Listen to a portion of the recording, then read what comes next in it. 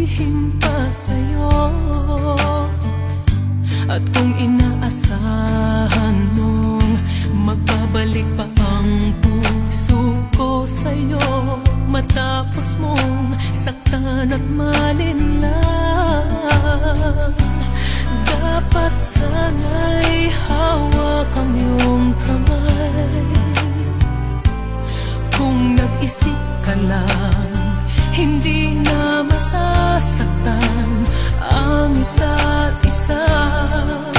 Malaya ka na, magagawa mo na ang lahat ng gusto mo. Kahit masaktan man ako, malaya ka na. Huwag ka nang umasa pang magbabalik ako. Lilimutin ka't hindi mabibigo.